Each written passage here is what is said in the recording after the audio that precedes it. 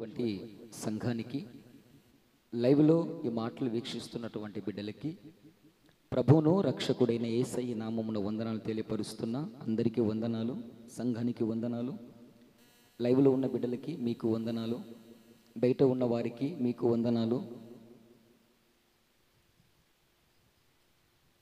ఈ 6వ నెల చివరి వారంలో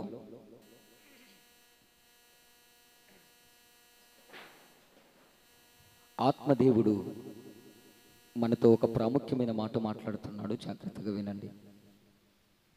7వ నెలలో నీ జీవితంలో, నీ వ్యక్తిగత జీవితంలో, నీ కుటుంబ జీవితంలో దేవుడు గొప్ప కార్యాలు చేయాలని ఆశపడుతున్నాడు. కనుక ఆ ఆశలకు తగినట్లుగా మీరు కూడా ఆత్మీయతలో దినదినము వర్ధిల్లితే అందును బట్టి దేవుడు సంతోషిస్తాడు. కాబట్టి జాగ్రత్తగా ఈ మాటలు వినండి. ఈ 6వ నెల చివరి వారంలో ఆత్మదేవుడు మనందరి క్షేమాన్ని కోరి మాట్లాడుతున్నాడు. జాగ్రత్తగా వినండి. ఒక మాట అడుగుతున్నాను, నాకు సమాధానం ఇవ్వండి.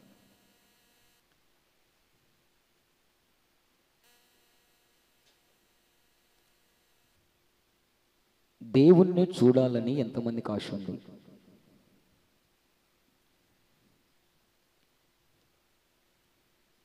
అర్థమైంది నేను చెప్పేది?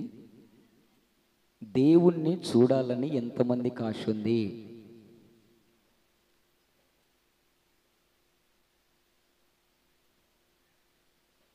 చెయ్యెత్తిన వాళ్ళకి ఆశ, చెయ్యెత్తని వాళ్ళకి ఆశ లేదు అని అనుకల్నా?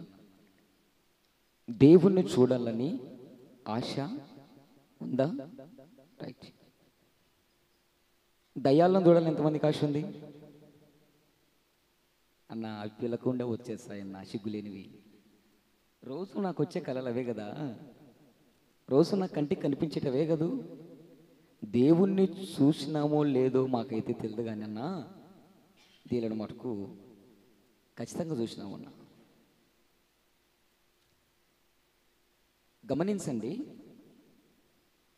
నీ జీవితంలో, నా జీవితంలో, ఈ మాటలు వింటున్నటువంటి వారందరి జీవితాల్లో చివరి కోరిక ఏదయ్యా అని అడిగితే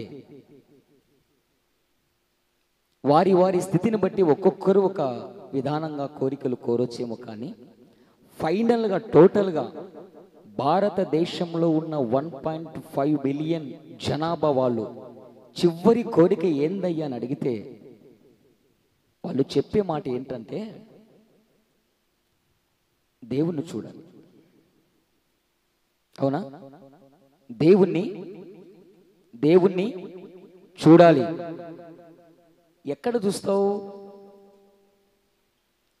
ఎక్కడ చూస్తావు? విను జాగ్రత్తగా.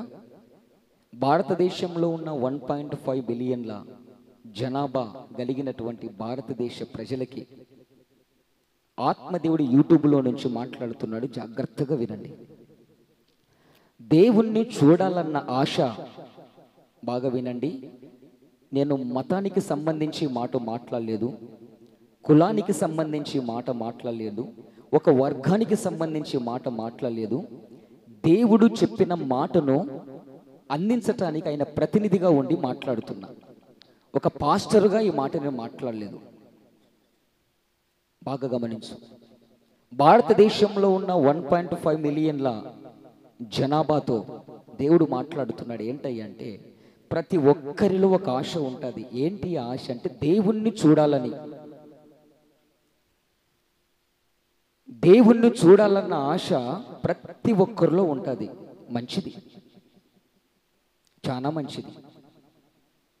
దేవుణ్ణి చూడాలన్న ఆశ క్రైస్తవుల్లో ఉంటుంది. అవునా? మందిరానికి వస్తూ, అనగా చర్చిలకి వెళ్తున్న వారిలో ఉంటుంది. అవునా కాదా? చెప్పండి. తలకాయ ఊపకుండా నోటితో సమాధానం చెప్పండి. దేవుణ్ణి చూడాలన్న ఆశ క్రైస్తవుల్లో ఉంటుందా ఉండదా? ఉంటుంది. దేవుణ్ణి చూడాలన్న ఆశ మసీదుకి వెళ్తున్నటువంటి మన ముస్లిం సహోదరులకు, నమాజ్ చేస్తున్న ముస్లిం సహోదరులకు ఉంటుందే ఉండదా? ఉంటుంది. అట్ ఎ సేమ్ టైం దేవుణ్ణి చూడాలన్న ఆశ మన హిందూ సహోదరులకు, టెంపుల్స్కు అనగా గుళ్ళ దగ్గరికి అక్కడికి వెళ్తున్నటువంటి వారికి దేవుణ్ణి చూడాలని ఆశ ఉంటుందే ఉండదా? ఉంటుంది. ప్రతి ఒక్కరికి ఆశ కలిగి ఉంటుంది. మంచిది.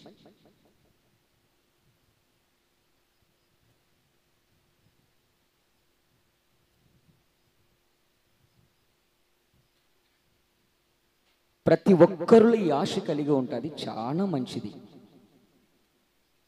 నా ప్రియ దైవ జనాంగమా, చర్చికి వెళ్ళేటువంటి క్రైస్తవులైనా, మసీదుకి వెళ్తున్నటువంటి ముస్లిం సహోదరులైనా, గుడ్లకు అనగా టెంపుల్స్కి వెళ్తున్నటువంటి హైందవ సహోదరులైనా, ఎవరికైనా చివరి ఆశ ఏంటయ్యా అంటే దేవుణ్ణి చూడాలి. ఆ దేవుణ్ణి ఎలా చూడాలో ఈరోజు ఆత్మదేవుడు బ్రతికుండగా నీతో మాట్లాడుతున్నాడు. జాగ్రత్తగా విను. దేవుణ్ణి చూడటానికి క్రైస్తవులు మందిరానికి వెళ్తుంటారు. కనిపించే ఫొటోస్లలో దేవుణ్ణి చూసి మురిసిపోతుంటారు, ఆయనే దేవుడని.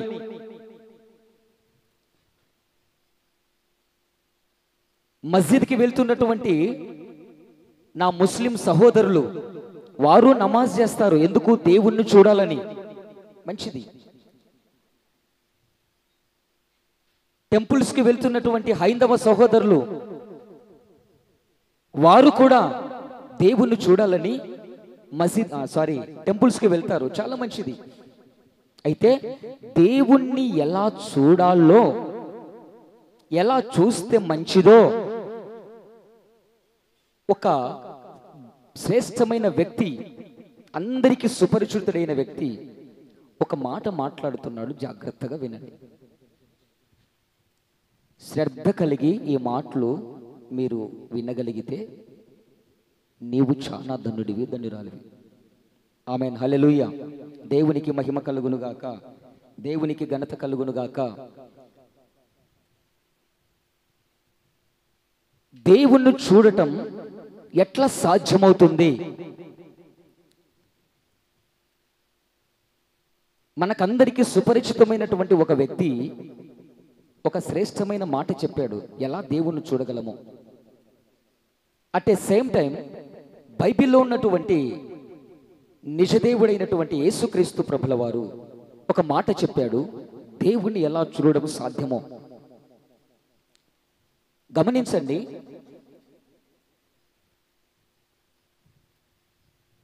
ఆ వ్యక్తి యొక్క దృక్పథం, ఆ వ్యక్తి యొక్క ఆలోచన విధానం సమాజానికి ఏమి చెప్పాలనుకుంటున్నాడో బాగా జాగ్రత్తగా వినండి.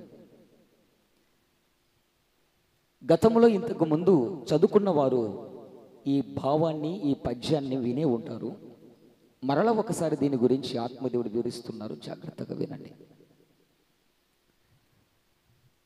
వేమన అన్నటువంటి ఒక మంచి పద్యాలు రచించినటువంటి వ్యక్తి వేమన శతకంలో నుంచి ఒక పద్యాన్ని పాడుతున్నాడు చెట్టు కింద కూర్చొని. ఒక మంచి వ్యక్తి సమాజానికి ఒక పద్యాన్ని అందించాడు. ఇది క్రిస్టియన్స్ స్కూల్కి వెళ్తున్నా అక్కడ మనం చదివింటాం, ముస్లిమ్స్ అక్కడ చదివింటాం, హిందువులు అక్కడ చదివింటాం, అందరూ అంతటా చదివిని వినేటువంటి మాట ఇది. ఆ మాటలో దాగి ఉన్న శ్రేష్టమైనటువంటి విధానం. మొదట వేమన ఏం చెప్పాడో అది విని, తర్వాత దేవుణ్ణి ఎలా చూడగలమో బైబిల్ ఏం చెప్తుందో మనం చూద్దాం. ఎవరిని విమర్శించలేదు, ఎవరితో వాగ్వాదము చేయలేదు, పరిశుద్ధ లేఖనములో ఉన్నది ఉన్నట్లుగా చెప్తున్నాను. జాగ్రత్తగా వినండి. ఆ వేమన సమాజానికి ఒక మాటను వివరిస్తూ ఒక పద్యాన్ని అందిస్తున్నాడు. ఏమనయ్యా అంటే, ఆత్మశుద్ధి లేని ఆచారమేలయా, భాండ శుద్ధి లేని పాకమేలయా, చిత్తశుద్ధి లేని శివ పూజయేలరా, విశ్వధాభిరామ వినురవేమ. ఎంతమంది తెలిసి పద్యం? తెలిసినా? Very good. తెలిసిన వాళ్ళు కొందరే, తెలియని వాళ్ళు ఎంతమంది ఉన్నారు చూడు. అందుకే కనీసం ఒక 3వ తరగతి చదివితే మన ముఖాలకు బాగుండు.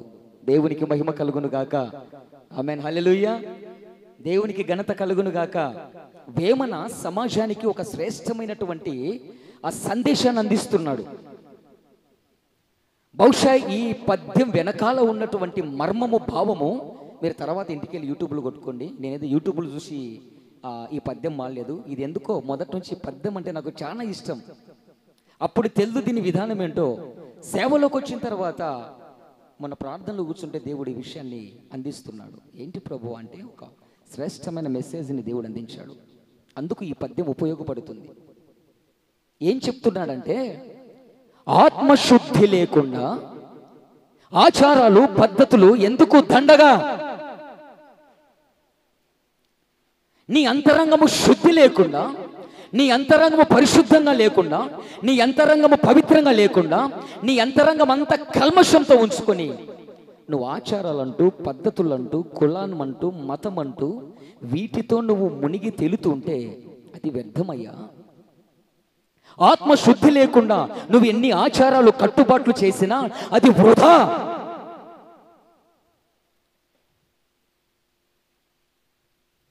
ఆత్మశుద్ధి లేకుండా గుడ్ ఫ్రైడే రోజు గుడ్ ఫ్రైడే చేసిన వ్యర్థమే. క్రైస్తవులు అంతరంగము శుద్ధి లేకుండా, ఆత్మశుద్ధి లేకుండా, వినండి జాగ్రత్తగా, నా ముస్లిం సహోదరులు 40 రోజులు ఏదో చేస్తారు కదా మన లెక్క వాళ్ళు, రంజాన్, ఇది పాటించిన వ్యర్థము. ఆత్మశుద్ధి లేకుండా, అనగా అంతరంగము శుద్ధి లేకుండా ఎన్ని ఆచారాలు పద్ధతులు చేసినా వ్యర్థము అని హైందవులతోనూ, క్రైస్తవులతోనూ, ముస్లిమ్స్తోనూ ఈ పద్యము ద్వారా వేమన మాట్లాడుతున్నాడు. వీరు మొదటి లైనుకు అర్థం. మొన్న చెప్పాను కదా, ఒకడు ఆత్మశుద్ధి లేకుండా గుడ్ ఫ్రైడే రోజు ఏం చేశాడు. ఈరోజు చాలా మంది గుడ్ ఫ్రైడే రోజు ఏం చేస్తున్నారు, సిలువను మోసుకుంటూ తిరుగుతున్నారు. ఏం లేదు వాళ్ళకి ఏం లేదు, ఆత్మశుద్ధి లేదు. అంతరంగము శుద్ధి లేకుండా, అంతరంగము పరిశుద్ధంగా లేకుండా, అంతరంగము పవిత్రంగా లేకుండా నువ్వు ఎన్ని ఆచారాలు పద్ధతులు చేసినా అది వృధా అని ప్రతి జాతికి, ప్రతి మతానికి, ప్రతి కులానికి వేమన మాట్లాడుతున్నాడు.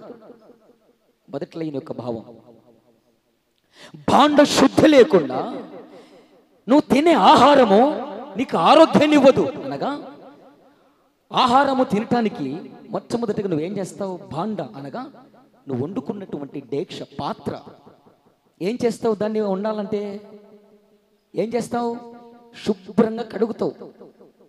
కడగబడిన తర్వాత కడగబడిన తర్వాత ఆ పీసులేసి, ఆ బొగ్గులేసి, ఇవన్నీ బాగా తోమి నీట్గా చేసి తర్వాత ఏం చేస్తావు, నువ్వు నీ కుటుంబానికి నీకు ఆహారాన్ని సిద్ధపరుచుకుంటావు. ఈ పాత్ర సరి లేకపోతే నువ్వు తినే ఆహారము కల్మషమైపోతుంది, అపవిత్రమైపోతుంది, విషంగా మారుతుంది. తద్వారా నీ దేహానికి తీరని నష్టాన్ని, రోగాన్ని కలగజేస్తుంది అని రెండవ లైన్ యొక్క భావం. పాతకాలంలో టెంకాయ పీసులు, బొగ్గు బాగా దంచుకొని నీట్గా శుభ్రంగా కడుక్కునేవారు. ఇప్పుడు నానాక వాళ్ళు వచ్చాయి. ఏంటివో దానిలోతో అన్నం తింటే ఏ దేశ మూలం చూసినా సబ్బు ఇంత వేరుకపోయింటుంది. మూలలకు ఇంత సబ్బు వేరుకపోయింటుంది, గిన్నెలకు సబ్బు వేరుకపోయింటుంది, గ్లాసులకు, చెంబులకు. బరువు బొగ్గు దంచుకొని తీసుకొని ఏం చేయనికి. మా ఇంట్లో రోజుకొక 10 టెంకాయలను పగులుతుంటాయి. చాలా మంది మా ఇంటికి వచ్చేవారు, అన్నా దేనికోసం, టెంకాయ పీస్ కోసం. నిన్న టెంకాయ పీస్ అంతా అది మతికొచ్చి, టెంకాయలు ఇచ్చి నిన్న వారం అంతా ఒలిసి మతికిచ్చి ఆడబెట్టినారే, రేపు వారం నుంచి పీసులు వద్దు, అవి వద్దు, టెంకాయ పీస్తోనే మందిరంలో పాత్రలన్నీ శుభ్రం చేయండి, దేవునికి మహిమ కలుగును గాక. మీరు వెళ్ళి చూస్తే ఆ గూటి కింద ఉంటుంది, టెంకాయ పీసులు అన్ని ఎత్తి పెట్టిన అది మతికొచ్చి. బరువు అయిపోతుంది ఈ కాలంలో. అనగా నువ్వు తినే ఆహారం నీకు ఆరోగ్యకరంగా ఉండాలి అంటే నువ్వు పాత్రను శుభ్రంగా కడుక్కోవాలి. రైట్.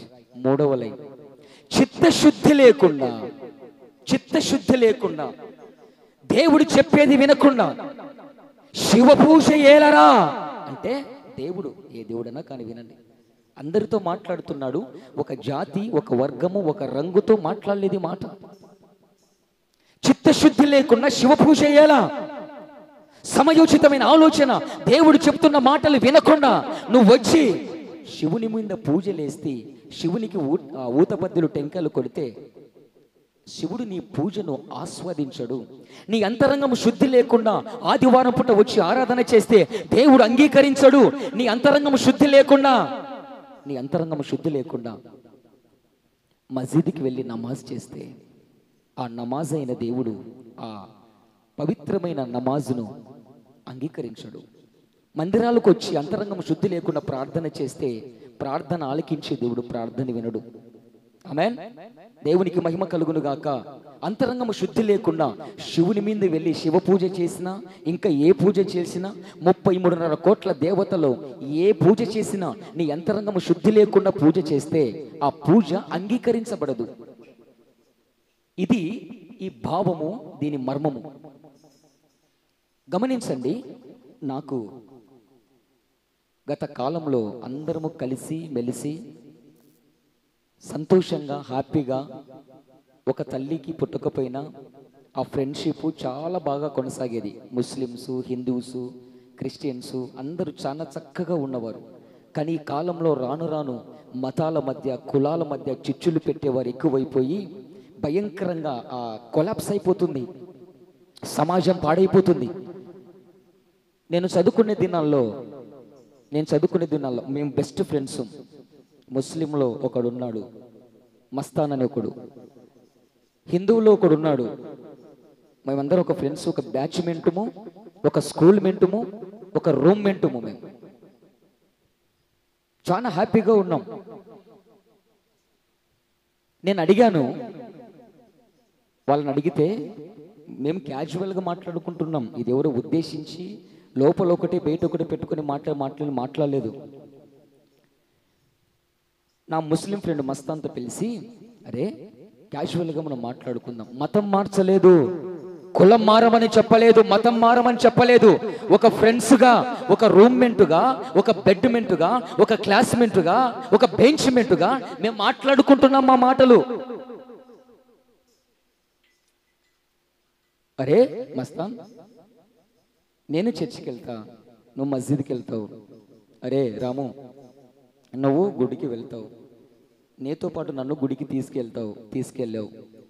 అరే మస్తాన్, నీతో పాటు నేను మసీదుకి వచ్చా, నాతో పాటు మీరిద్దరు కలిసి చర్చికి వచ్చారు, బాగా కలిసి ఉన్నాం. ఓకే, బాగా ఉంది. ఒకటి మాట్లాడుకుందాంరా, ఎందుకు మనం చర్చికి వెళ్తున్నాం అని చూస్తే దేవుని కోసం రా, దేవుణ్ణి చూడాలనరా. Very good. అప్పట్లోనే అరే రాము, ఎందుకురా మనము టెంపుల్కి వెళ్తున్నాం? అదేందిరా, దేవుని జున్నికి, దేవుణ్ణి వేడుకోవటానికి, మన అవసరతలు తీర్చడానికి ఇలా చెప్తున్నారు. మసీదుకి ఎందుకు వెళ్తున్నామో, చర్చికి ఎందుకు వెళ్తున్నామో, గుడికి ఎందుకు వెళ్తున్నామో మేము డిస్కషన్ చేసుకుని మాట్లాడుతూ మేము ఒకరికొకరు మాట్లాడుకుంటున్నాం. అరే ఎక్కడికి వెళ్ళినా, గుడికి వెళ్ళినా, మసీదుకి వెళ్ళినా, చర్చికి వెళ్ళినా ప్రతి ఒక్కరిలో ఉన్న ఆశ ఏంటంటే దేవుణ్ణి చూడాలని, దేవుణ్ణి చూడాలని. ఈ మాటలు వింటున్న నా ప్రియ దైవ జనాంగమా, ఈ మాటలు వింటున్నటువంటి 1.5 బిలియన్లటువంటి భారతదేశ ప్రజలారా విను జాగ్రత్తగా. దేవుణ్ణి చూడాలన్న ఆశ ప్రతి ఒక్కరిలో ఉంటుంది. అయితే ఎప్పుడది సాధ్యమవుతుంది? మనిషి మరణించిన తరువాత దేవుణ్ణి చూడడము తథ్యం. ఈరోజు మందిరానికి వెళ్ళేటువంటి, అనగా చర్చికి వెళ్ళే క్రిస్టియన్స్ అయినా, మసీదుకి వెళ్ళేటువంటి ముస్లిమ్స్ అయినా, టెంపుల్స్కి వెళ్ళేటువంటి హైందవ సహోదరులైనా, ఎవరైనా సరే చివరిగా చచ్చిపోయిన తర్వాత ఎవరిని చూడాలయ్యా అంటే, నువ్వు ప్రార్థన చేస్తున్నటువంటి దేవుణ్ణి చూడాలి. ఆమేన్. నువ్వు నమాజ్ చేస్తున్న దేవుణ్ణి చూడాలి. ఆమేన్. నువ్వు గుడికి వెళ్తున్నటువంటి దేవుణ్ణి చూడాలి. ఎప్పుడు సాధ్యమయ్యా ఇది అంటే, చనిపోయిన తర్వాత జరుగుతుంది. బాగా వినాలి, చాలా ఇంట్రెస్ట్ సబ్జెక్ట్ ఇది. చనిపోయిన తర్వాత జరుగుతుంది ఇది.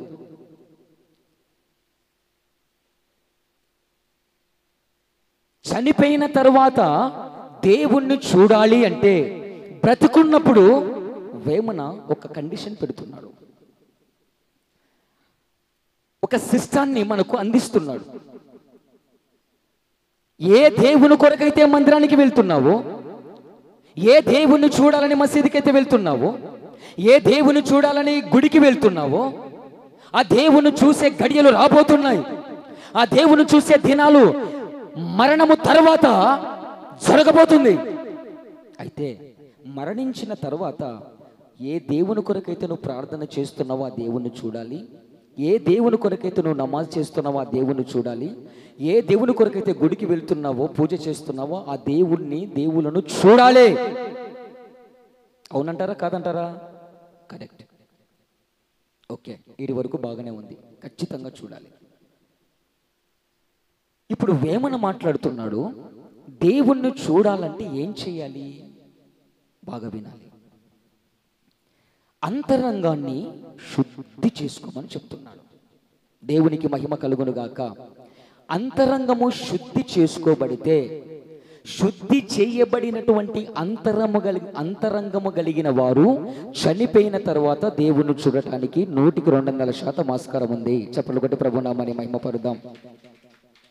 దేవునికి మహిమ కలుగునుగాక. అంతరంగాన్ని శుద్ధి చేసుకోవాలి. అంతరంగము శుద్ధి లేకుండా, విను జాగ్రత్తగా, ఇందాక మీకు చెప్పినట్లుగా పాత్ర శుభ్రము లేకుండా ఆ పాత్రను వాడుకుంటే ఆ పాత్రలో ఉన్నవి పాడైపోతాయి. పాత్ర శుద్ధి చేయకపోతే, పాత్ర శుభ్రం చేయకుండా నువ్వు వాడుకుంటే ఆ పాత్ర నీకు నష్టాన్ని, తీరని శోకాన్ని, తీరని అనారోగ్యాన్ని కలగజేస్తుంది. పాత్రలోనిది నువ్వు తిని ఆరోగ్యకరంగా ఉండాలి అంటే పాత్ర శుభ్రంగా ఉండాలి. అవునా? ఆమేన్, హల్లెలూయా. ఇప్పుడు దేవుని కొరకు నువ్వు గుడికి, మసీదుకు, చర్చికి వెళ్తున్న నీవు దేవుణ్ణి చూడాలి అంటే ఏమి పరిశుద్ధంగా ఉండాలంటున్నాడు? అంతరంగము శుద్ధంగా ఉండాలంట. నీ హృదయము శుభ్రంగా ఉండాలంట. ఆమేన్, హల్లెలూయా. దేవునికి మహిమ కలుగునుగాక. దేవునికి ఘనత కలుగునుగాక. అంతరంగము ఎవరైతే శుద్ధిగా శుభ్రంగా ఉంచుకుంటారో, అంతరంగము శుద్ధిగా శుభ్రంగా పెట్టుకొని ఎవరైతే ప్రార్థన చేస్తారో, ఎవరైతే నమాజ్ చేస్తారో, ఎవరైతే పూజ చేస్తారో వారికి దేవుడు ప్రత్యక్షమవుతాడు. కొట్టు చప్పలు గట్టిగా యేసయ్యకి. దేవునికి మహిమ కలుగునుగాక. దేవునికి ఘనత కలుగునుగాక. అలా ప్రత్యక్షమైన బైబిల్ గ్రంథంలో ఉన్నారు. నా ప్రియ దైవ జనాంగమా, ఇప్పుడు యేసుక్రీస్తు ప్రభు ఏం చెప్తున్నాడు? కొండ మీద ప్రసంగంలో వేలాది మంది ఆయన మాటలు వినటానికి వస్తే ఆ మాటలతో సంఘంతో మాట్లాడుతున్నాడు. మత్తయి సువార్త 5వ అధ్యాయంలో, వద్దు నా వైపు చూడండి, మీరు చదివినేదే, తొక్కలాడదు. హృదయ శుద్ధి గలవారు ధన్యులు, హృదయ శుద్ధి గలవారు ధన్యులు, వారు ఎవరిని చూస్తారట? దేవుణ్ణి చూచెదరు. బిగ్గరగా చప్పలు కొట్టి ప్రభునామాన్ని మహిమపరుద్దాం. హృదయ శుద్ధి గలవారు ధన్యులు, వారు దేవుణ్ణి చూస్తారు. వేమన ఏం చెప్తున్నాడు? హృదయాన్ని, అంతరంగాన్ని శుద్ధి చేసుకున్నవాడు దేవుణ్ణి చూస్తాడు. అంతరంగము శుద్ధి లేకుండా, అంతరంగములో కల్మషాన్ని ఉంచుకొని, అంతరంగములో అపవిత్రత ఉంచుకొని నేను పూజలు చేస్తాను, నేను ప్రార్థన చేస్తాను, ఏమని వింటున్నారా? అంతరంగము శుద్ధి లేకుండా నేను దాన ధర్మాలు చేస్తాను, అంతరంగము శుద్ధి లేకుండా నేను ఏదేదో చేస్తానంటే దేవుడు ప్రత్యక్షము కాడు. అంతరంగము శుద్ధితో ఉంచుకొని భూమి మీద బ్రతికినంత కాలమును ఏదైనా చెయ్యి, ఇహమందును పరమందును దాని ప్రతిఫలము, దాని పంటను కోసుకుంటావు. ఆమేన్, హల్లెలూయా. దేవునికి మహిమ కలుగునుగాక. మనమేం చేస్తామంటే అంతరంగాన్ని శుద్ధిగా ఉంచుకోం, హృదయాన్ని శుభ్రంగా ఉంచుకోకుండా ఏమండి ఏదేదో చేస్తాం. మొదటి నుంచి చెప్తున్నది అదే. సంఘములో ఏం చేయాలన్నా, ప్రభుకి ఏమన్నా ఇవ్వాలన్నా మొట్టమొదటగా దేవుడు అడుగుతున్నది నీ అర్పణ కాదు, నీ అంతరంగ శుద్ధీకరణ. దేవునికి మహిమ కలుగును గాక. నీ అంతరంగాన్ని శుద్ధిగా ఉంచుకొని మందిరానికి వెళ్ళు, చర్చికి వెళ్ళు. నీ అంతరంగాన్ని శుద్ధిగా ఉంచుకొని ఏమండి ముస్లిం సహోదరులు మసీదుకి వెళ్ళు. అంతరంగాన్ని శుద్ధిగా ఉంచుకొని గుడికి, టెంపుల్స్కి వెళ్ళండి. దేవుణ్ణి చూసే అవకాశాలు ఉన్నాయి. దేవుణ్ణి చూస్తావు. అంతరంగంలో భయంకరమైన చెడు అలవాట్లు పెట్టుకొని అంతరంగంలో భయంకరమైన చెడు విలైతాండం ఆడుతుంటే నువ్వు ప్రార్థనలు చేసినా, నమాజ్ చేసినా, పూజలు చేసినా ప్రయోజనము నిష్ఫలితమే. దానివల్ల ప్రయోజనం ఎంత మాత్రం ఉండదు. అందుకే ఈరోజు చాలామంది దేవుని కొరకు ఎన్ని చేసినా ప్రతిఫలం పొందుకోలేని వారిగా ఉండిపోతున్నారు. దేవుడు అంటున్నాడు, ఇదిగో నన్ను చూడాలి అంటే దేవుడు ఎవరన్నా చెప్పాడు. ఒకవేళ నేను ఏసయ్య అని చెప్పినాను అనుకో, వీడు ఒక మతానికి సంబంధించి మాట్లాడుతున్నారు అంటారు. ఒకవేళ నేను అల్లా అన్నాను అనుకో, వీడు ఒక మతానికి సంబంధించినడు అంటాడు. ఒకవేళ 33 కోట్ల దేవతలు అన్నాను అనుకో, ఒక మతానికి సంబంధించిన వాడు అనుకుంటాడు. నువ్వు ఆరాధిస్తూ, నువ్వు సేవిస్తూ, నువ్వు పూజిస్తూ, నువ్వు చేతులెత్తి మురుకుతున్న ఏ దేవుణ్ణి చూడాలని ఎక్కడికెక్కడికి వెళ్తున్నావో ఆ దేవుణ్ణి చూసే క్రమం, ఆ దేవుడిని కనులకు కనిపించే క్రమం ఒకటి ఉంది. క్రమము లేకుండా దేవుణ్ణి చూడలేవు. నీ అంతరంగము శుద్ధి లేకుండా దేవుడిని కనులకు కనిపించడు. మరుగై ఉంటాడు, మరుగు చేయబడతాడు.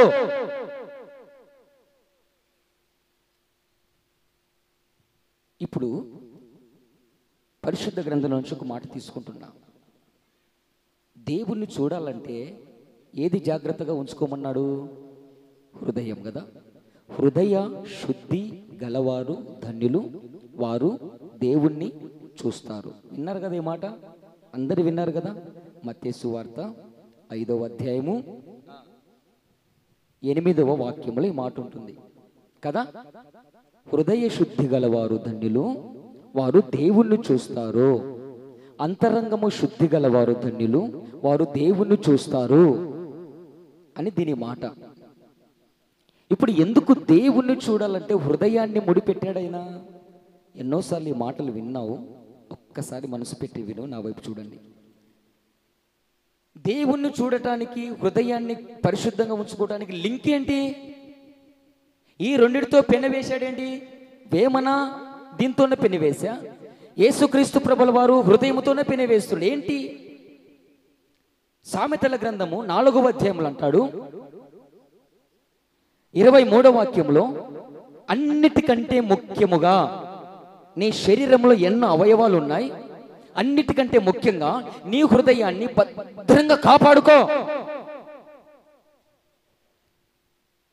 సామెతల గ్రంథము 4వ అధ్యాయము 23వ వాక్యంలో, నీ హృదయంలో నుంచి జీవధారలు బయలు వెళ్తాయా, కాబట్టి అన్నిటికంటే ముఖ్యంగా నీ హృదయాన్ని భద్రంగా, పరిశుద్ధంగా, పవిత్రంగా కాపాడుకో. ఏంటో మళ్ళీ ఈ హృదయానికి దేవుని చూడటానికి లింక్ ఏంటి? ఈ రెండిటికి సంబంధం ఏంటి? వేమని అంటున్నాడు, అంతరంగం శుద్ధిగా ఉంచుకుంటే దేవుని చూస్తావు. అంతరంగం శుద్ధి లేకుండా నువ్వు శివ పూజ చేసినా, ఇంకొక ఏ పూజ చేసినా, నువ్వు చర్చికి వెళ్ళినా, నువ్వు మసీదుకి వెళ్ళినా వృధా అని అక్కడ వేమని చెప్పా. ఇక్కడ యేసుక్రీస్తు ప్రభుల వారు బైబిల్ గ్రంథంలో ఏం చెప్తున్నాడు? హృదయ శుద్ధి లేకుండా నువ్వు దేవుణ్ణి చూడవు. హృదయాన్ని శుద్ధిగా ఉంచుకున్నవాడే దేవుణ్ణి చూస్తాడు అని చెప్తున్నాడు. ఎందుకు హృదయం గురించి అంతగా పగడ్బందీగా చెప్తున్నారు ఈ మాట? అంటే దీని గురించి స్టడీ చేయాల్సింది ఏదో ఉంది. ఈరోజు హృదయాన్ని సరిగా ఉంచుకోకుండా దేవుణ్ణి చూడాలని వెళ్తున్నావేమో చర్చికి. ఓ క్రైస్తవ సంఘమా, అది జరగదు. హృదయము శుద్ధి లేకుండా నమాజ్ చేస్తూ మసీదుకి వెళ్తున్నావేమో, అల్లాను చూడాలని జరగదు అంట. హృదయము శుద్ధి లేకుండా పూజలు చేస్తున్నావు, గుడులకు వెళ్ళి, టెంపుల్స్కి వెళ్ళి దేవుణ్ణి చూడలేవట. దేవుణ్ణి చూడాలంటే వాడి కండిషన్, ఒక ఆజ్ఞ ఇస్తున్నాడు ఆయన. ఆయనను చూడాలి అంటే హృదయాన్ని శుద్ధంగా ఉంచుకో. ఇప్పుడు హృదయము శుద్ధంగా ఉండకుండా ఏమైందయ్యా? ఎందుకు ఈ హృదయంతో లింక్ పెట్టాడు ఈయన? ఎందుకు హృదయం విషయంలో జాగ్రత్తగా ఉండమన్నాడు? ఇంతకు ఈ హృదయం యొక్క వైఖరి ఏ విధంగా ఉంటుంది అంటే, ఇదే మాట చెప్పిన యేసయ్య ఇంకొక చోట ఇంకొక మాట మాట్లాడుతూ ఆయన చెప్తున్నాడు, హృదయంలో నుంచట బయట నుంచి లోపలికి పోయేటివి మనిషిని అపవిత్రపరచవట. ఆమేన్. బయట నుంచి లోపలికి వెళ్ళేటివి మనిషిని అపవిత్రపరచవట. హృదయంలో నుంచి బయటికి వచ్చేటివి మనిషిని అపవిత్రపరుస్తాయట. రండి చదువుకుందాం. మత్తయి సువార్త 15వ అధ్యాయము 17వ వాక్యాన్ని నుంచి చదవండి. మత్తయి సువార్త 15:17. నోటిలోనికి పోవునదంతయు కడుపులో పడి బహిర్భూమిలో విడవబడుతుంది. నోట నుండి బయటికి వచ్చున్నవి అనగా హృదయములో నుండి వచ్చును కనుక ఇవే మనిషిని అపవిత్రపరుచును. బాగా వినండి, ఇవే మనుషుని అపవిత్రపరుచును. ఎక్కడి నుంచి వచ్చేటివి? హృదయములో నుంచి బయటకు వచ్చేటివి మనిషిని ఏం చేస్తాయి? అపవిత్రపరుస్తాయి. అపవిత్రుడు పరిశుద్ధుడైన దేవుని చూడట ఇంపాసిబుల్. అపవిత్ర హృదయముతో మహాకాశాలు దాటుకొని ఉన్న దేవుణ్ణి చూడటం అసంభవం. ఎవరైనా సరే చనిపోయిన తర్వాత రేపు దేవుణ్ణి నువ్వు చూడాలి. చూడడం ఒకటి కాదు, దేవునితో యుగ యుగాలు నువ్వు ఉండాలి. కొట్టు చప్పట్లు గట్టిగా యేసయ్యకి. ఏ దేవుణ్ణి అయితే ప్రార్థిస్తున్నావో, ఏ దేవుణ్ణి అయితే నమాజ్ చేస్తున్నావో, ఏ దేవునికైతే పూజలు చేస్తున్నావో ఆ దేవుని చూడాలి. ఆ దేవునితో యుగ యుగాలు గడపాలి. ఆ దేవుడుండే స్థలములో రేపొద్దున నీవు ఉండాలి. ఆమేన్. ఇది జరగకపోతే ఎందుకండి ప్రార్థనలు, మందిరాలు? ఇవి జరగకపోతే ఎందుకండి మసీదులు? ఇవి జరగకపోతే ఎందుకండి పూజలు, పునస్కారాలు? వీటి వెనకాల ఉన్న మర్మం ఏంటి? ఏ వ్యక్తి అయినా దేవుణ్ణి పూజిస్తున్నాడు, దేవుణ్ణి ప్రార్థిస్తున్నాడు, చేతులెత్తి మృక్కుతున్నాడంటే అర్థమేంటి? శరీరపరంగా, భౌతికంగా ఇప్పుడు గుళ్ళల్లో దేవుణ్ణి చూస్తున్నావు, శరీరపరంగా భౌతికంగా మసీదులో దేవుని చూస్తున్నావు, శరీరపరంగా భౌతికంగా చర్చిలో దేవుని చూస్తున్నావు. రేపు చనిపోయిన తర్వాత, ఆమేన్ హల్లెలూయా, రేపు చనిపోయిన తర్వాత ఖచ్చితంగా నీ కన్నులు ఏ దేవుణ్ణైతే చేతులెత్తి మొక్కాయో, ఏ దేవుణ్ణైతే చేతులెత్తి ఆరాధించాయో, ఏ దేవుణ్ణైతే చేతులెత్తి పూజలు చేశాయో ఆ దేవుణ్ణి ఖచ్చితంగా చనిపోయిన తర్వాత చూడాలి. ఇది మానవుని యొక్క చివరి కోరిక. దేవుని చూడకపోతే ఎందుకు ఇవ్వాలా? దేవుని చూడకపోతే నా ధర్మం, దేవుని చూడకపోతే నా కులం, దేవుని చూడకపోతే నా మతం ఎందుకో? ఈరోజు కులాలు, మతాలంటూ రేపు పొద్దున్న చనిపోయిన తర్వాత నువ్వు దేవుణ్ణి చూడలేని దుస్థితిలో ఉండిపోతే పరిస్థితులు చాలా తీవ్రంగా ఉంటాయి. నా ప్రియ దైవ జనాంగమా, హృదయములో నుంచి బయటకు వచ్చేటివి మనిషిని అపవిత్రం చేస్తాయి. అంటే దీని అర్థం ఏంటి? అపవిత్రుడు పరిశుద్ధుడైన దేవుని చూడడు. అవునా? ఒప్పుకుందామా? ఎక్కడైనా చూడండి. దేవునికి మహిమ కలుగును గాక. బిగ్గరగా చెప్పలు కూడా ప్రభు నామాన్ని మహిమ పడదాం. బిగ్గరగా.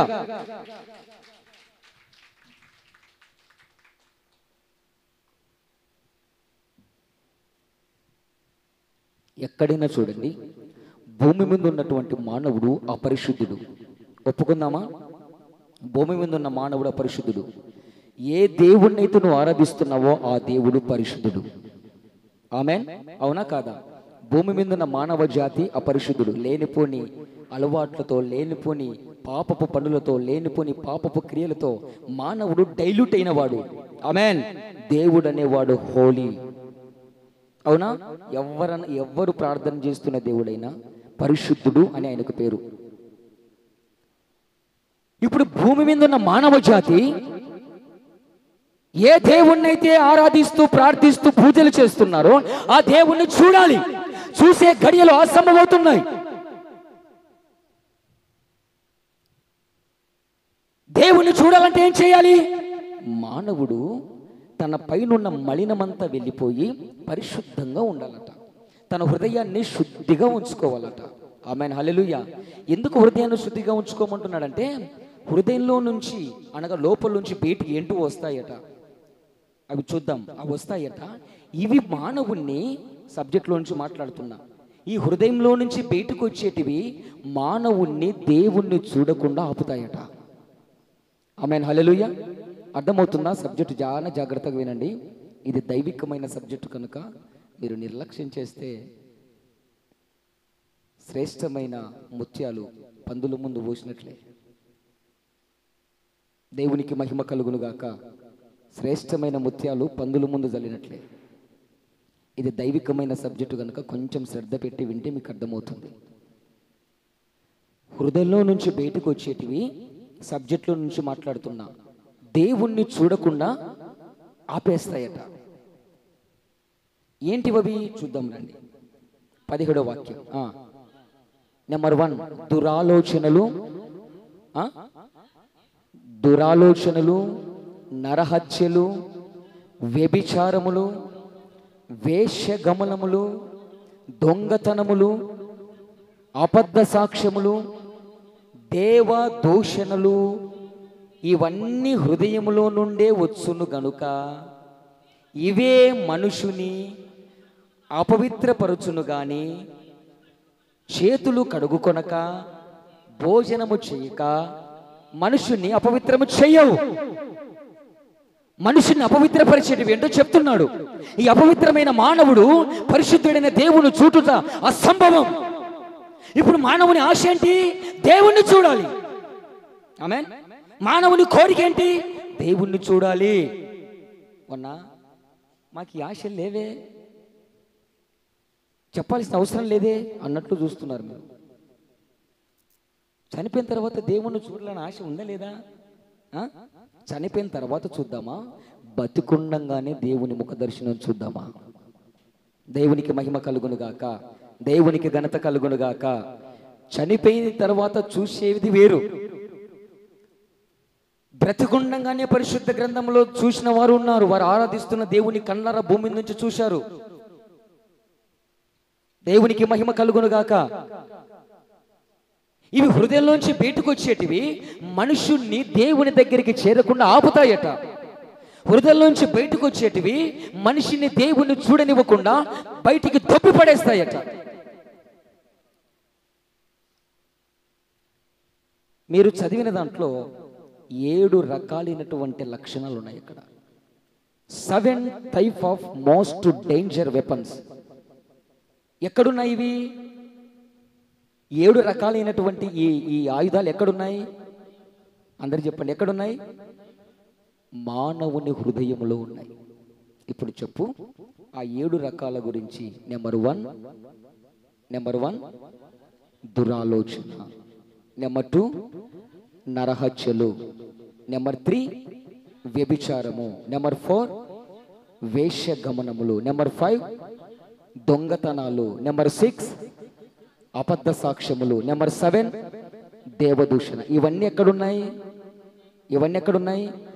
మానవుని హృదయంలో నువ్వు ఉంచుకొని శివుని మీద పూలేస్తే శివుడు నీ ప్రార్థన ఆలకిస్తాడా?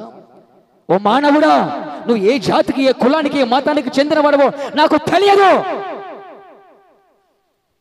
బట్ నీ చివరి కోరిక దేవుణ్ణి చూడాలన్న నీ తపన, దేవుణ్ణి చూడాలన్న నీ ఆరాటం, దేవుణ్ణి చూడాలన్న నీ చివరి ప్రయాస. దేవుడు చూస్తున్నాడు, ఈ మాట నీతో మాట్లాడుతున్నాడు. నువ్వు చనిపోయిన తర్వాత దేవుణ్ణి చూడాలి. ఏ దేవుని కొరకైతే పూజలు చేస్తున్నావో, ఏ దేవుణ్ణి అయితే చేతులెత్తి ప్రార్థిస్తున్నావో ఆ దేవుణ్ణి చూడాలి. ఏ దేవుని కొరకైతే 40 రోజులు ఉపవాసాలు ఉంటున్నావో ఆ దేవుని దగ్గరికి నువ్వు చేరాలి. ఆ దేవుని నువ్వు కలవాలి. ఆ దేవునితో యుగ యుగాలు ఉండాలి. అది జరగకపోతే ఎందుకండి ఈ ప్రయాస భూమి మీద? కొట్టుకొని చస్తున్నాడు నా దేవుడు, కొట్టుకొని చస్తున్నాడు నా మతం, కొట్టుకొని చస్తున్నాడు నా సంఘం, కొట్టుకొని చస్తున్నాడు నా గుళ్ళు, కొట్టుకొని చస్తున్నాడు నా మసీదు. ఏంటండి, ఏంటి ఇదంతా? ఈ 7 రకాలైన క్యారెక్టర్ ఒక మనిషిలో ఉన్నాయి. ఆ మనుషుడు ఎవడైనా కానీ ప్రతి ఒక్కడు ఏమంటాడంటే, దేవుడు ఉన్నాడు నమ్ముతున్నావా అంటే నమ్ముతున్నా. రోడ్డు మీద పోయే పిచ్చోడైనా సరే దేవుడు ఉన్నాడని నమ్ముచున్నావా? నమ్ముచున్నా, మంచిదే. దేవుడు ఉన్నాడని నమ్ముచున్నావు, దేవుడు ఉన్నాడని మందిరానికి వస్తున్నావు, దేవుడు ఉన్నాడని చర్చికి వెళ్తున్నావు, దేవుడు ఉన్నాడని మసీదుకి వెళ్తున్నావు, దేవుడు ఉన్నాడని టెంపుల్స్కి వెళ్తున్నావు, మంచిదే.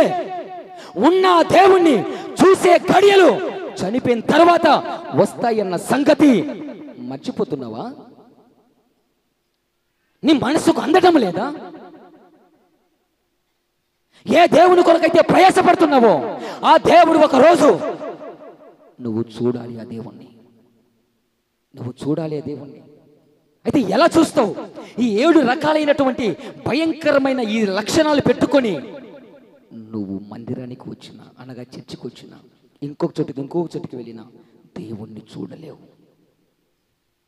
అందుకే వేమన చెప్పాడు, ఆత్మశుద్ధి లేకుండా ఆచారాలు ఎందుకురా, పాత్ర శుభ్రం లేకుండా అది ఎందుకు తింటున్నావు, చిత్తశుద్ధి లేకుండా ఎందుకు ప్రార్థనలు అంటూ, పూజలు అంటూ, పునస్కారాలు అంటూ, ఇవంటూ అవంటూ ఎందుకు చేస్తావు?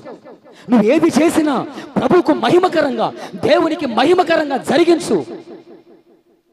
ఇది రూల్. నువ్వు ఏది చేసినా బూడిదలో పోసిన పన్నీరులాగా కాదు కదా చేసేది. నువ్వు ఎవరివైనా సరే, నువ్వు ఏ భక్తి చేస్తున్నా సరే, ఏ దేవుణ్ణి ఆరాధిస్తున్నా సరే, ఐ డోంట్ నో, ఏ దేవుని దగ్గరికి వెళ్తున్నా, ఏ దేవుని పూజిస్తున్నా, ఏ దేవుని ఆరాధిస్తున్నా పక్కన పెడదాం.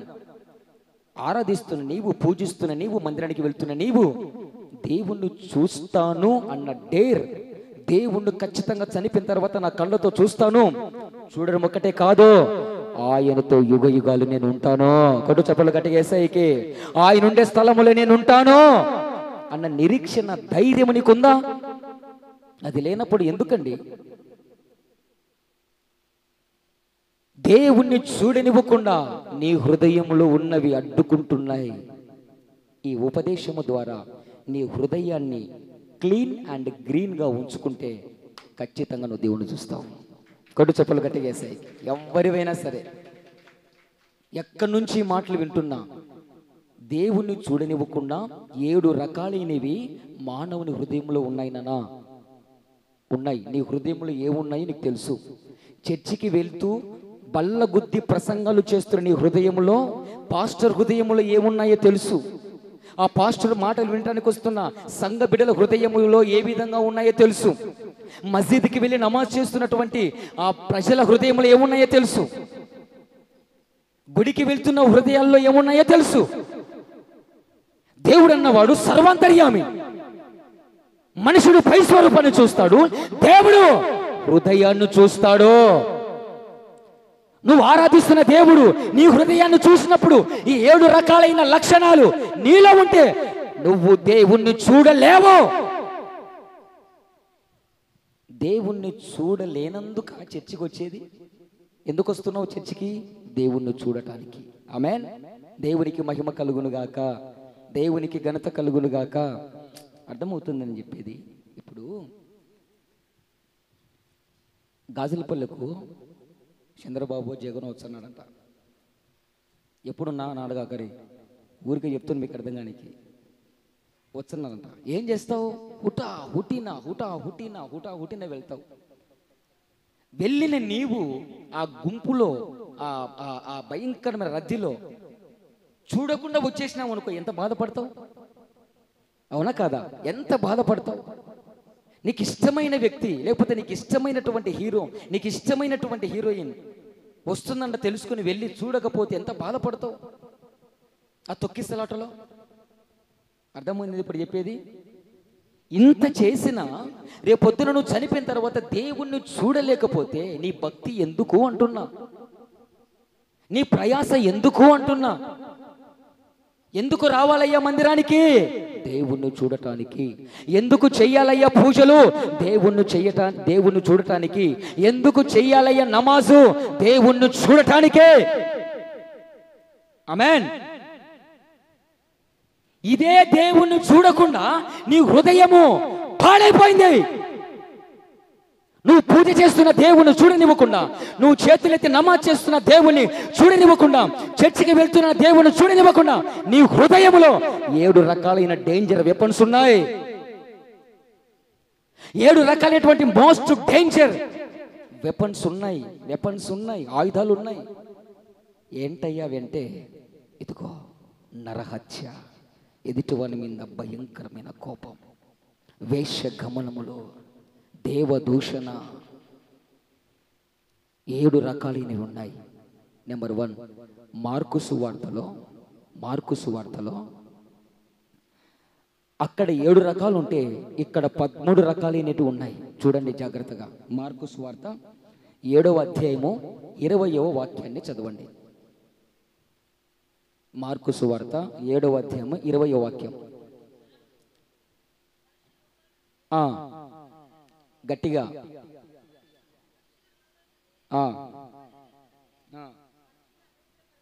ఓకే.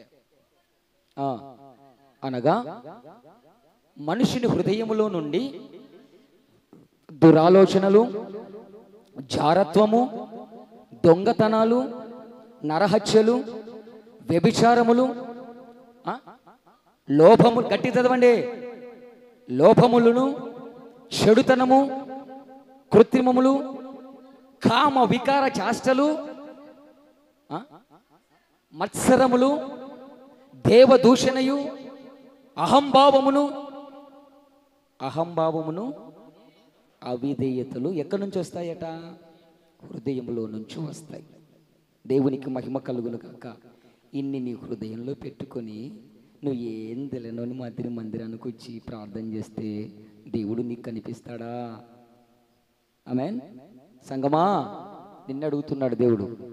ఇన్ని పెట్టుకొని నీ హృదయంలో సైగలప్ప అంటే బట్టలప్ప అని చెప్పేసి సైగతో వచ్చి నువ్వు ముసుగేసుకొని ప్రార్థన చేసుకుని వెళ్తే దేవుడు నీకు కనిపిస్తాడా?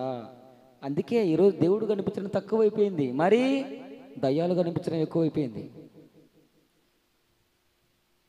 మన ఫోన్లు చేసి అంటున్నారు చాలామంది, అన్న పండుకుంటే నిద్ర రావటం లేదు. ఏమ్మా ఏందో అన్నా, భయంకరమైన ఆకారం అన్నా. ఇంకొకటి ఫోన్ చేసి, అన్న పండుకుంటే నిద్ర రాలేదని. ఏమన్నా అంటే, నాకు ఇష్టమైన హీరోయిన్ కళలోకి ఎప్పుడు వస్తుందట, వానికి ఇష్టమైన హీరోయిన్ ఎప్పుడు కళలోకి వస్తుందట. పిచ్చెక్కిపోతుందన్న. పోరా, పెళ్లి చేసుకోపోరా, దాన్ని కళలోకి వస్తుంది కదా. ఏం కనిపిస్తున్నా ఈరోజు నీ కంటికి? ఈ లోకానికి పంపించిన నువ్వు పూజలు చేస్తూ ప్రార్థనలు చేస్తున్న దేవుడు కనిపిస్తున్నాడా? కనిపించకూడని దురాత్మ శక్తులు కనిపిస్తున్నాయా? ఒకసారి ఆలోచన చేయి. ఏం చూస్తున్నావు నీ కళ్ళతో? ఏం చూడటానికి వచ్చావు మందిరానికి? భౌతికంగా మందిరంలో దేవుని చూస్తున్నావు. శరీరపరమైనటువంటి ఈ మందిరాలలో వినండి జాగ్రత్తగా, లైవ్లో ఉన్న బిడ్డలు జాగ్రత్తగా వినండి. ఇది దైవికమైన మాట, ప్రభు సముఖంలో నుంచి వచ్చింది కాబట్టి చెప్తున్నా. భౌతికమైన మందిరాలలో, భౌతికమైనటువంటి టెంపుల్స్లో, అనగా శరీర సంబంధమైనటువంటి ఈ లోకంలో భౌతికంగా దేవుని చూస్తున్నాం. అవునంటారా కాదంటారా? భౌతికంగా చూస్తున్నాం. మన హైందవ సహోదరులందరూ తిరుపతికి వెళ్తున్నారు దేవుని చూడటానికి. అవునా? దేవునికి మహిమ కలుగును గాక.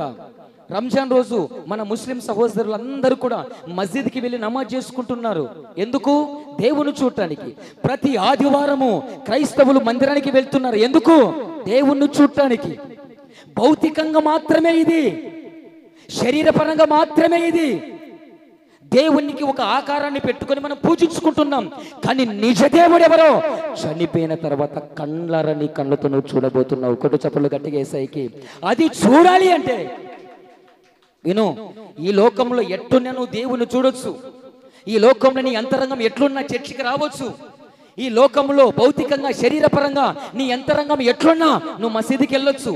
నీ అంతరంగం ఎట్లున్నా గుడికి వెళ్ళొచ్చు. ఓకేనా? కానీ నిజానికి చనిపోయిన తర్వాత నిజమైన దేవుని నువ్వు చూడాలి అంటే నీ అంతరంగము పరిశుద్ధంగా పవిత్రంగా ఉండాలి. ఆమేన్, హల్లెలూయా. దేవునికి మహిమ కలుగును గాక. నేను మా ఫ్రెండ్తో మాట్లాడుతున్నా. విమర్శించడం లేదండి, సబ్జెక్టు అర్థం కావడానికి చెప్తున్నా. ముస్లిం సహోదరులు నాకు చాలామంది ఫ్రెండ్స్, పెద్ద పెద్దలు నాకంతా తెలుసు. వాళ్ళతో సన్నిహితమైన సంబంధం ఉంది. వాళ్ళతో కలిసి ఒక డెబ్యూట్ చేయాల్సిన వాడిని, కానీ దానికి నేను యాక్సెప్ట్ చేయక రిజెక్ట్ చేశాను. వాదులాట కాదు, ఫ్రెండ్స్గా జాబ్ చేస్తున్న చోట, డ్యూటీ నేను గతంలో సేవకు రాకముందు ఉన్న చోట, ఆ సన్నిహితమైన సంబంధంతో క్యాజువల్గా, ఫ్రీగా, ఫ్రెండ్లీగా ఉంటాం. లోకం ఇంత అల్లోకల్లోలమైపోతున్నా లోకాన్ని మాలోనికి రాణించుకోం, మా ఫ్రెండ్షిప్ను పాడు చేసుకోం. కొట్టు చప్పట్లు గట్టిగా ఏసైకే. ఈరోజు కులాల మతాల మధ్య చుచ్చులు పెడితే ఫ్రెండ్షిప్లు, మంచి బంధాలు పాడైపోతున్నారు, తెంచుతున్నారు చాలామంది. అలా చేయొద్దండి, బంధాలు తెంచుకోవద్దు, ఫ్రెండ్షిప్లు పాడు చేసుకోవద్దు. నేను మా ఫ్రెండ్ని పిలిచి ముగ్గురం కూర్చొని మాట్లాడుతున్నాం. అరే, దేవుణ్ణి చూడాలంటే అంతరంగం శుద్ధిగా ఉండాలి. మసీదుకి ఎప్పుడైనా వెళ్ళారా మీరు? మసీదుకి ఎప్పుడైనా వెళ్ళారా ఎవరన్నా? పోనీ దూరం నుంచి చూసినారా? లోపలికి ఎప్పుడు వెళ్ళలేదా? చెప్తున్నాను, వినండి. లోపలికి వెళ్ళే ముందు మా ఫ్రెండ్స్ ఏం చేస్తారంటే, లైన్గా ట్యాప్స్ ఉంటాయి, కొలాయిలు ఉంటాయి, కూర్చోటానికి చిన్న అరుగు ఉంటుంది, ఎదురుగా ట్యాప్స్ ఉంటాయి. దాని దగ్గర కూర్చొని ముక్కులు, చెవులు సమస్తము కూడా శుద్ధి చేసుకుంటారు. ఓకేనా? సమస్తాన్ని క్లీన్ చేసుకొని లోపలికి వెళ్ళి నమాజ్ చేసి వస్తారు. బాగా వినాలి, జాగ్రత్తగా అర్థం కావటానికి క్లుప్తంగా చెప్తున్నా.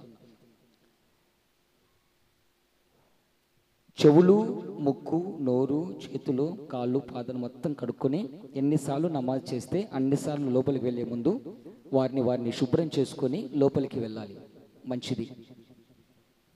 మేము మాట్లాడుకుంటూ అన్నాము, అరే మంచిది, మేము చర్చికి వెళ్ళినా స్నానం చేసి బాగానే చర్చికి వస్తాము, మీరు లోపలికి వెళ్ళి దేవుని ఆరాధిస్తున్నప్పుడు మీరు శుభ్రంగా చేతులు, మాకం, కాళ్ళు కడుక్కుంటారు, మంచిది. మన ఫ్రెండ్స్ వాళ్ళు గుళ్ళకి వెళ్ళినా చేస్తారు, ఇవన్నీ మనం చూసినా, మనం తిరిగినా, మంచిదే. అయితే శరీరాన్ని మటుకు కడుక్కొని క్లీన్ చేసుకుంటున్నాం రా. ఆమేన్. బాగా వినాలి, శరీరాన్ని క్లీన్ చేసుకుంటున్నాం, మరి అంతరంగాన్ని ఎట్లా క్లీన్ చేసుకోవాలా? ఆమేన్, హల్లెలూయా.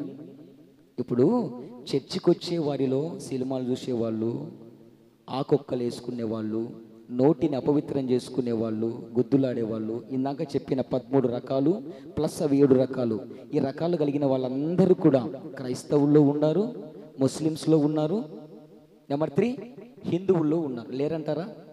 హృదయంలో అవి బయటికి కానరావు కదా.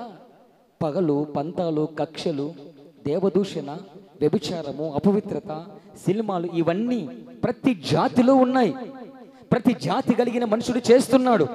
అయితే చర్చికి వచ్చేటప్పుడు స్నానం చేసి మనం వస్తున్నాం, మసీదుకి వెళ్తున్నప్పుడు సమస్తాన్ని శుభ్రం చేసుకుని వెళ్తున్నాం, దేవుని దర్శించడానికి వెళ్తున్నప్పుడు స్నానం చేసి వెళ్తున్నాం, శరీరాన్ని అయితే శుభ్రం చేసుకుని వెళ్తున్నామే. అంతరంగాన్ని శుభ్రం చేసుకుంటే దాని ద్వారా వచ్చే బెనిఫిట్ ఏంటంటే, శరీరాన్ని శుభ్రం చేసుకునేంత మాత్రాన శరీర సంబంధంగా కనిపించే దేవుని చూస్తాం, మరి అంతరంగాన్ని శుద్ధి చేసుకున్నవాడు కనిపించని దేవుణ్ణి చూడటానికి వీలుంటుంది. కొట్టు చప్పలు కట్ట యేసయ్యకి. ఆమేన్, హల్లెలూయా. అర్థమైందా? బయటి ప్రపంచాన్ని, బయటి శరీరాన్ని మనం శుభ్రం చేసుకుంటున్నాం, బయట కనిపించే దేవుని చూస్తున్నాం మనం.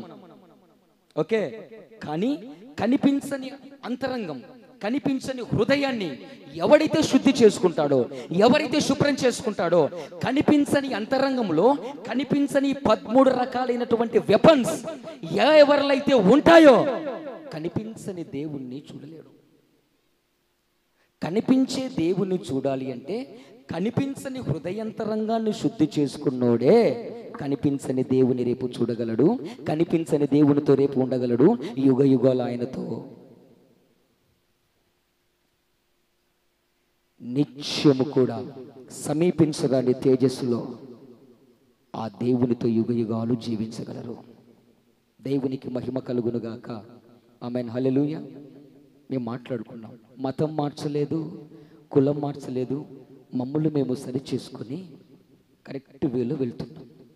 నువ్వు ఏ మతానికి చెందిన వాడివైనా, ఏ కులానికి చెందిన, కులం మతం అన్నది ఎక్కడ లేదు, కానీ పెట్టారు కొంతమంది. ఏ మతానికి చెందిన వాడివైనా, ఏ కులానికి చెందిన వాడివైనా, ఎక్కడికి వెళ్తున్నవైనా నువ్వు తెలుసుకోవలసిన ఒక నగ్న సత్యం ఏంటంటే, నీ చివరి కోరిక మరణం అన్నది దేవుడు కూడా ఉంచాడు. చనిపోయిన తర్వాత ఖచ్చితంగా ఏ దేవునితో నువ్వు ఆరాధిస్తున్నావో, ఏ దేవుని అయితే పూజిస్తున్నావో, ఏ దేవుని కొరకు పరితపించిపోతున్నావో ఆ దేవుని ఖచ్చితంగా చూడాలయ్యా. నువ్వు ఎవరివైనా సరే, you are a Christian, Muslim, Hindu, who are whatever it may be, ఎవరన్నా కానీ చనిపోయిన తర్వాత నువ్వు దేవుని చూడాలి. చూడాలంటే ఏం చేయాలి? కనిపించని దేవుని చూడాలి అంటే కనిపించని యంత్రాంగాన్ని శుద్ధంగా ఉంచుకోవాలి. కనిపించని దేవునితో యుగయుగాలు ఉండాలంటే నీ యంత్రాంగంలో నుంచి ఇదిగో ఈ 13 రకాలైనటువంటి చెడును పిండి వేయాలి, తొలగించాలి, పాడు చేయాలి. ఎందుకంటే ఇవి నిన్ను రేపు చనిపోయిన తర్వాత దేవుని దగ్గరికి వెళ్ళనివ్వవు, దేవుని దగ్గరికి పోనివ్వవు, దేవుణ్ణి చూడనివ్వవు. చాలామంది వీటిని బయటికి తీసివేసుకోకుండా చనిపోతున్నారండి. చాలామంది వీటిని బయటికి తొలగించుకోకుండా లోకయాత్ర ముగించుకొని వెళ్ళిపోతున్నారండి. బాధాకరమైన విషయం, దుఃఖకరమైన విషయం.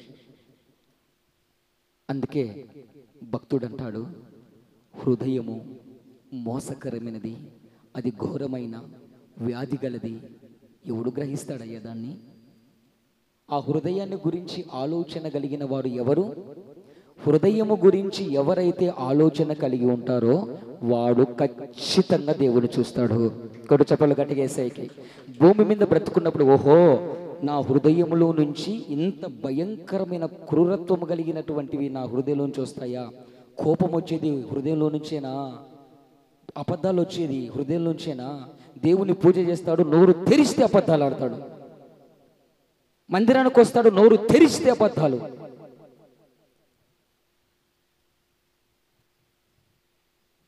వీళ్ళకు సత్యం పలకడం మంచిది కాదు. నోరు తెరిస్తే అబద్ధం, అబద్ధం, అబద్ధం. ఈ అబద్ధం అనే ఆత్మ ఎక్కడి నుంచి వస్తుంది? ఎక్కడి నుంచి వస్తుంది? ఇదిగో ఇదిగో ఇక్కడి నుంచి. అందుకే యూట్యూబ్లో ఉంది, హార్ట్ ఆపరేషన్ అని యూట్యూబ్లో ఒక మెసేజ్ అయిపోయింది. తర్వాత వినండి.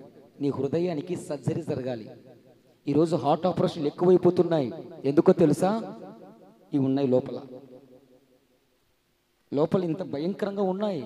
వాడంటే ఈయనకి పడదు, ఈయనంటే వానికి పడదు. కోపం, అసూయ, పగ, ద్వేషం, వ్యభిచారం, కామాతురత, అబద్ధము, 13 రకాలైనవి నీ హృదయాన్ని ఏల్తా ఉన్నాయిరా.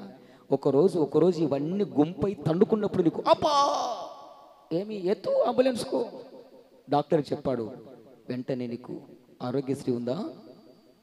ఏమైంది? నిమిషానికి 72 సార్లు కొట్టుకోవాల్సిన నీ గుండె. కొట్టుకుంటే ఎక్కువ కొట్టుకుంటుంది, లేకపోతే గంటకు ఒకసారి కొట్టుకుంటుంది. ఎందుకు ఈరోజు హార్ట్ పేషెంట్లు ఎక్కువైపోతున్నారు? ఇదిగో నీ హృదయములో ఏమున్నాయో నీకు తెలుసు. నీ హృదయ ఆలోచన ఎరిగిన దేవుడు నీతో మాట్లాడుతున్నాడు. నీ హృదయము ఘోరమైన వ్యాధితో ఉంది. హృదయము వ్యాధితో నిండిన కపట కేంద్రము, దానిని గ్రహించుట ఎవరి సాధ్యము?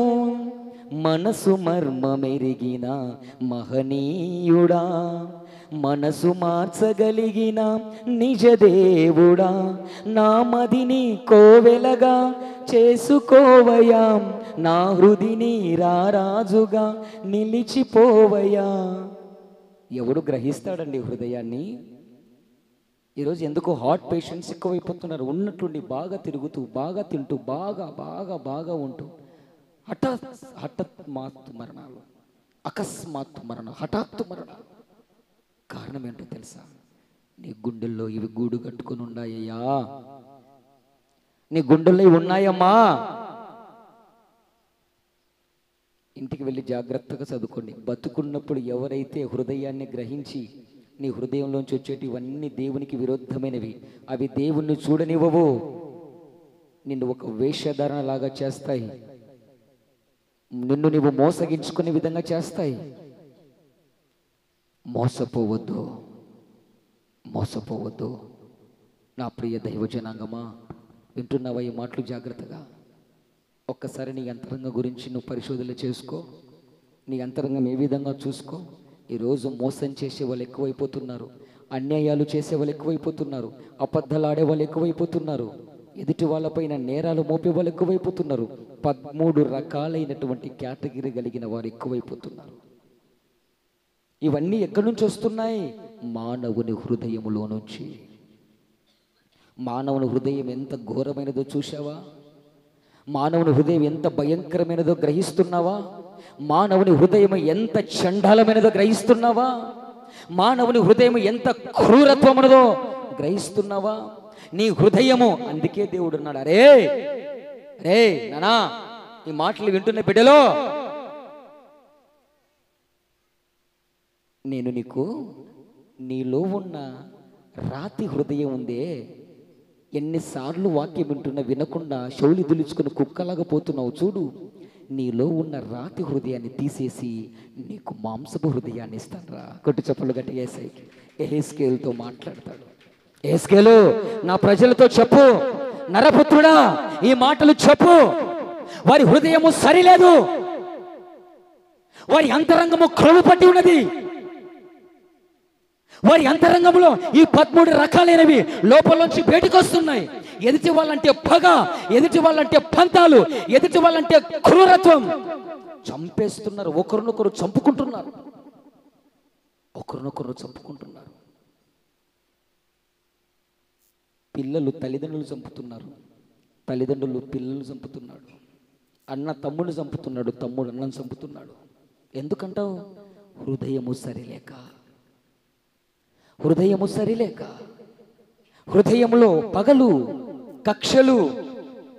మీరు ఇంటికి వెళ్ళి నిదానం, దాని యాక్చువల్గా మెసేజ్ యొక్క అంశం ఏంటంటే ఈ 13 రకాలైన దాని గురించి వివరించి చెప్పాలా, వివరించి చెప్పాలా. ఇంకా చెప్పని నాకు టైం ఎంత ఉంటుందో అవేం చెప్పకుండా నేను జస్ట్ వాటిని చదివించి అంతే.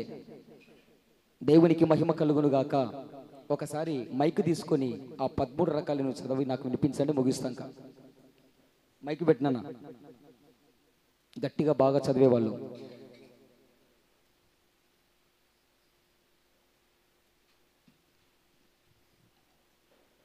మార్కు సువార్త తీసుంచారా? చదవండి నిదానంగా, శుభ్రంగా. అందరు తీయండి, ఒకళ్ళు చదువుతుంటారు, నోట్ చేసి పెట్టుకో. సమయం వచ్చినప్పుడు ఒక్కొక్క దాని గురించి వివరించి చెప్తా. నేను జస్ట్ చదివించి ముగిస్తున్న, టైం అయిపోయిందని. ఒక్కొక్క దాని గురించి వివరించి చెప్పాలా.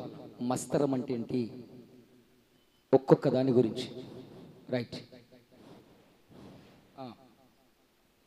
అడ్రస్ చెప్పి చదవండి.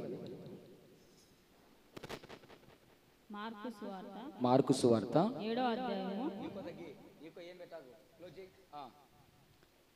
21వ వచనం. మార్కు సువార్త 7వ అధ్యాయము 21వ వాక్యం.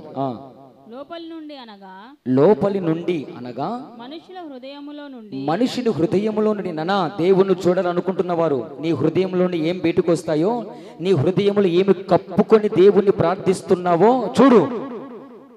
దురాలోచనలను, నీ హృదయంలో నుండి దురాలోచనలు వస్తున్నాయి. జారత్వము, దొంగతనాలు,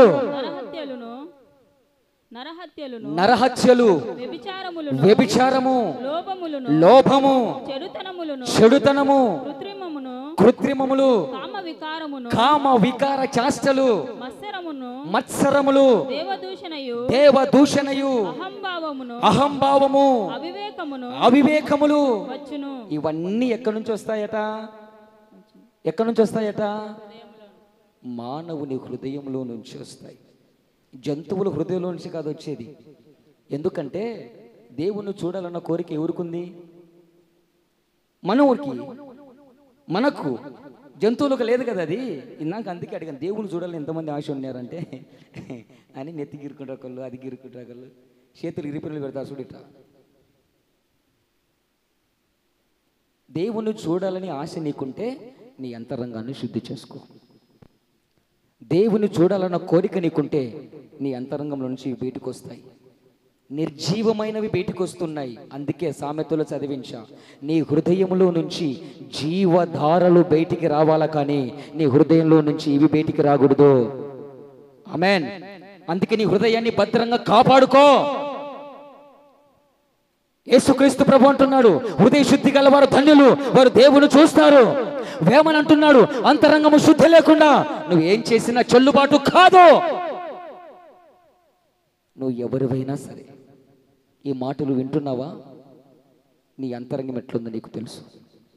ఏ మనసుతో నువ్వు దేవుని దగ్గరికి వచ్చి ప్రార్థిస్తున్నావో, ఏ మనసుతో, ఏ హృదయంతో పూజలు చేస్తున్నావో, ఏ హృదయముతో నమాజ్ చేస్తున్నావో, ఏ హృదయముతో చర్చకు వస్తున్నావో నీకు తెలుసు నీ హృదయం ఎట్లుందో.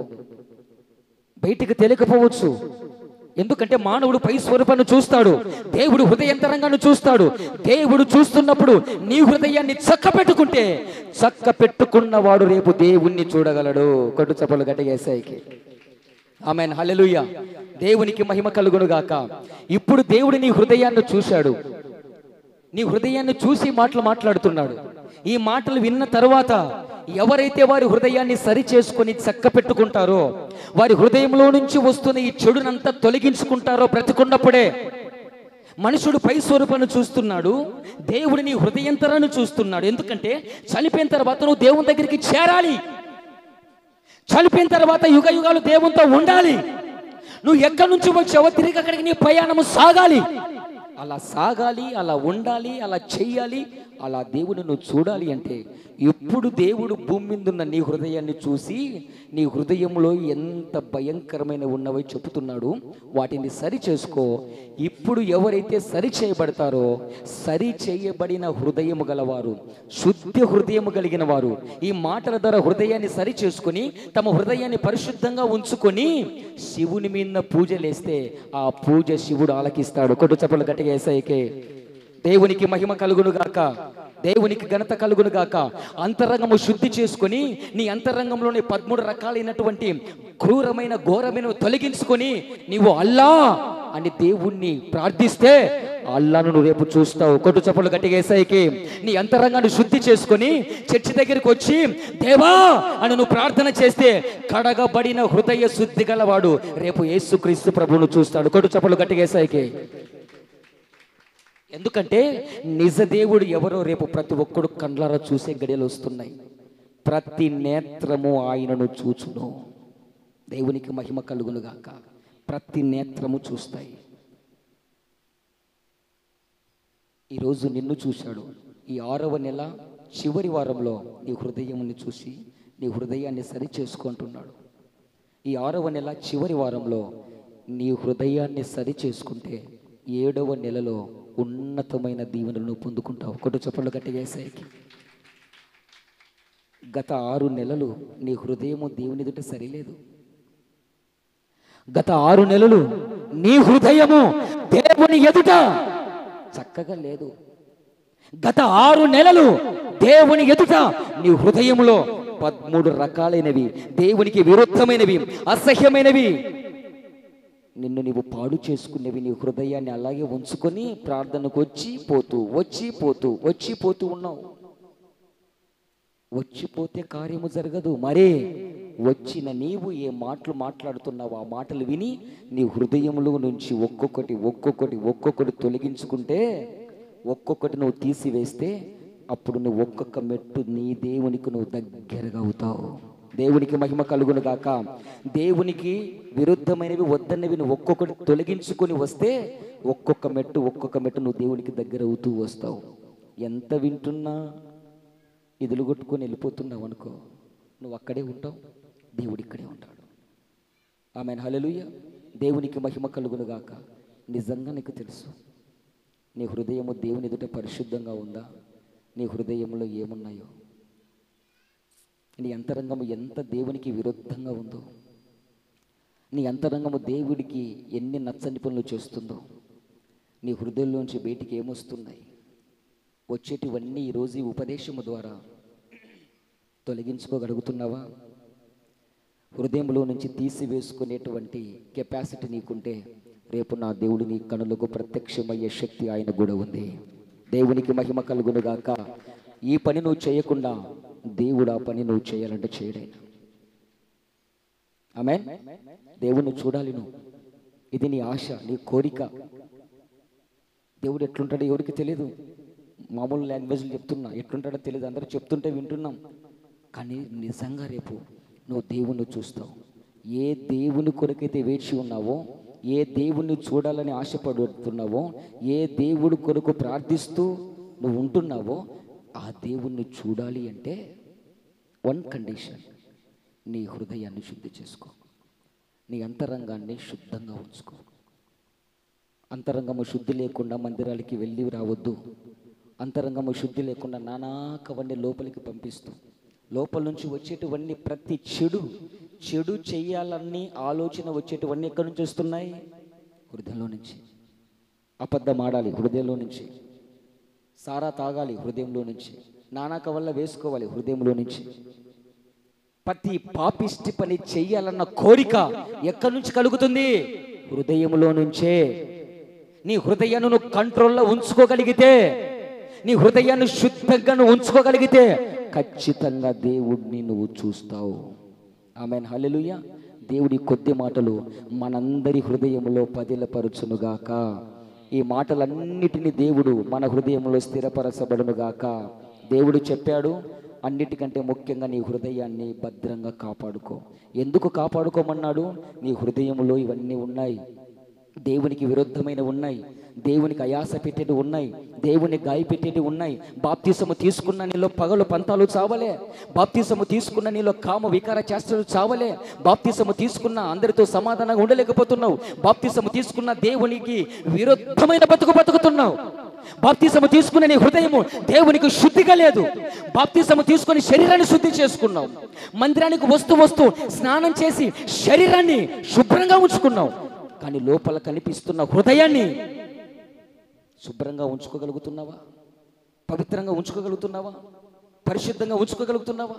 అలా ఉంచుకోవడం నువ్వు ఈ రోజు నుంచి ప్రారంభిస్తే రేపు చనిపోయిన తర్వాత ఖచ్చితంగా నీ కళ్ళు దేవుని చూస్తాయి. ఆమేన్, హల్లెలూయా. దేవునికి మహిమ కలుగునుగాక. అట్టి కండ్లు మనము చూచువారము అవుదుముగాక. మన హృదయము పరిశుద్ధంగా ఉండునుగాక. మన హృదయము పవిత్రంగా ఉండునుగాక. ఎవరు ఏ దేవుని ఆరాధిస్తున్నా, ఎవరు ఏ దేవుని కొరకు ఎదురు చూస్తున్నా, ఆ దేవుని చూడాలంటే హృదయము పరిశుద్ధంగా ఉండాలి. ఈ ఉపదేశము ద్వారా దేవుడు మనందరి హృదయాలను పరిశుద్ధపరిచి పవిత్రపరచునుగాక. దేవుడి కొద్ది మాటలు మన హృదయంలో, మన వినికిడిలో పదిలపరచునుగాక. మన హృదయంలో నుంచి దేవునికి విరుద్ధమైన 13 రకాలైనటువంటి మోస్ట్ డేంజర్ వెపన్స్ అన్ని వెళ్ళిపోయి మన అంతరంగాన్ని చూసి ఈరోజు వాక్యాన్ని అందించాడు, ఉపదేశాన్ని అందించాడు. కనుక చూసిన మన హృదయము దేవునికి అనుకూలంగా ఉండునుగాక. ఏ దేవుడైతే మన హృదయాన్ని చూసి హృదయాన్ని శుద్ధి చేసుకోమన్నాడో, ఆయన మాటలు విని వాటి చొప్పున మనం చేయగలిగితే రేపు మనము ఆయనను చూచువారం అవుదుముగాక, ఆయనతో ఉండువారం అవుదుముగాక. యుగ యుగాలు ఆయనతోనే మన సహజీవనము చేయుదుముగాక. అట్టి కృప ఆత్మదేవుడు మనకు దయచేయునుగాక. ఆమేన్, హల్లెలూయా. మోకరించి ప్రార్థన చేసుకుందాం.